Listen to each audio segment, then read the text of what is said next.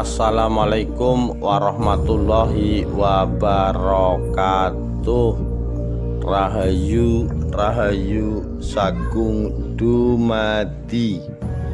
Kesetiaan Patih Jiwanegara kepada Pangeran Benawa.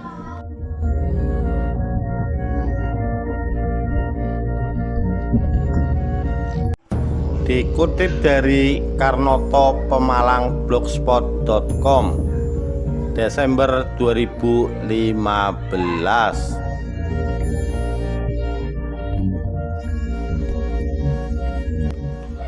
Pada masa kekuasaan Kerajaan Pajang yang berada di bawah tampuk kepemimpinan Sultan Hadiwijaya, muncul istilah Pemalang Komplang. Pada saat itu jabatan Adipati di Pemalang dipegang oleh putra dari Ki Gede Sambung-Yudha yang bernama Adipati Anom Windugalba dan patih bernama Ki Gede Murti. Setelah Ki Gede Murti wafat, maka jabatan patih digantikan oleh putranya yang bernama Patih Jiwanegara. Kekosongan kekuasaan terjadi pada saat Adipati Anom Windugalba mangkat.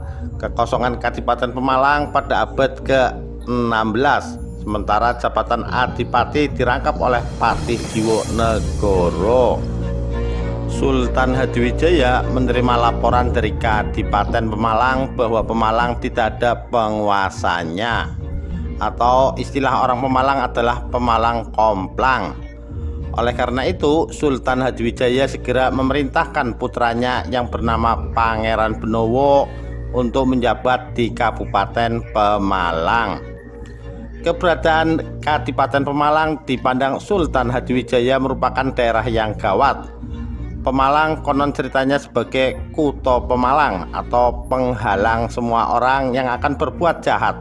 Maka Sultan Hadiwijaya memberikan syarat kepada Pangeran Benawa bahwa sebelum menjabat sebagai Adipati di Kadipaten Pemalang, Pangeran Benawa harus pergi ke Banten untuk menemui Sultan Banten yang bernama Panembahan Yusuf untuk meminta keris Kyai Tapak.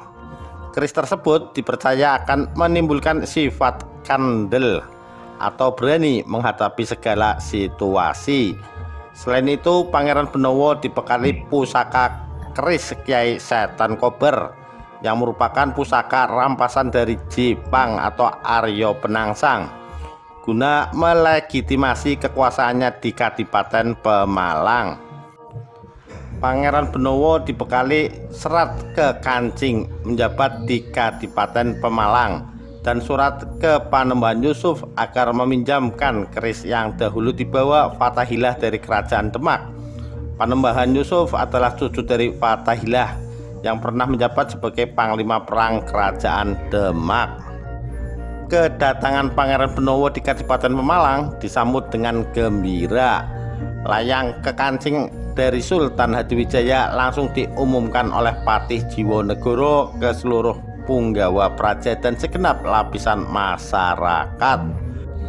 Jumenengan atau pengesahan atas dasar layang ke Kancingan dari Sultan Hadiwijaya tersebut menyebutkan bahwa Pangeran Benawa putra Pajang diangkat sebagai penguasa Kadipaten Pemalang yang membawahi Pemalang, Tegal, dan Brebes pada hari Jumat Pon 24 Januari 1575 Masehi.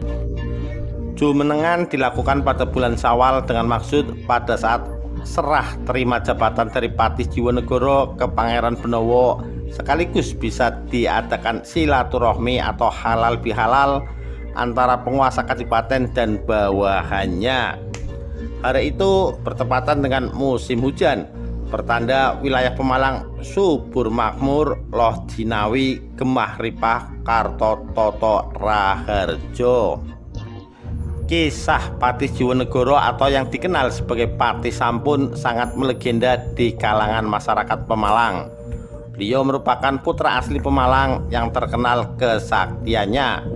Sang Patih terkenal dengan kata sampun dados sang Adipati. Apapun yang diperintah Adipati Benawa selalu siap seperti yang dikehendaki sang Adipati. Pada saat dilakukan jumenengan, Pangeran Benawa heran karena tidak ada pertunjukan. Maka dengan spontan saat itu juga mendatangkan penarik gombyang yang bernama Nyi Sarinten, lengkap dengan gamelan dan nayago.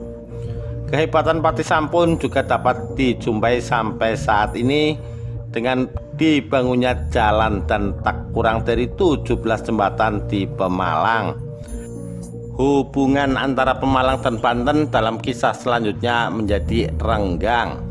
Hal ini dikarenakan Portugis mulai mendarat di Banten. Kerajaan Banten mengalami kekacauan, apalagi Ratu Kalinyamat juga mengadakan penyerangan ke Banten. Kemudian Panembahan Yusuf mengutus Patih Talabudin untuk meminta kembali keris Kyai Tapak.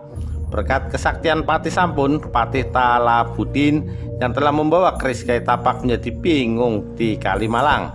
Maka akhirnya Patih Talabudin menyerah dan mengabdi di Pemalang sebagai penyebar agama Islam dan mengatur perekonomian hingga meninggal dan dimakamkan di Pedurungan Taman Pemalang.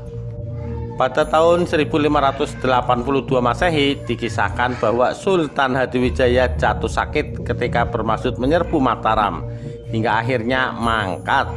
Maka terjadi ketegangan perebutan kekuasaan. Pangeran Benowo merupakan putra sulung, namun ia lahir dari istri selir. Sedangkan dari perkawinannya dengan putri Sultan Trenggono terdapat putri yang menikah dengan Adipati Demak. Atas usul Sunan Kudus, Pajang diserahkan kepada Adipati Demak. Pangeran Benowo merasa tidak adil, sehingga dia meminta bantuan Ngabai Loring Pasar dengan merelakan haknya atas Pajang kepada Ngabai Loring Pasar. Keberhasilannya mengalahkan Adipati Demak, maka kekuasaan Pajang jatuh dan kerajaan pindah ke Mataram dengan rajanya Ngabai Loring Pasar yang bergelar Senopati ing Alaga Sayyidin Panatagama pada tahun 1586 Masehi. Pada masa kekuasaan Sultan Agung, Mataram mempunyai cita-cita untuk menjadikan wilayah Pulau Jawa sebagai daerah di bawah panji-panji kerajaan Mataram. Untuk dapat mencapai cita-cita tersebut, maka Sultan Agung harus dapat mengusir VOC dari wilayah Batavia.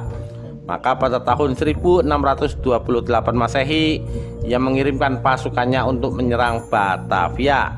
Namun serangan ini gagal karena pasokan logistik dan perlengkapan yang kurang.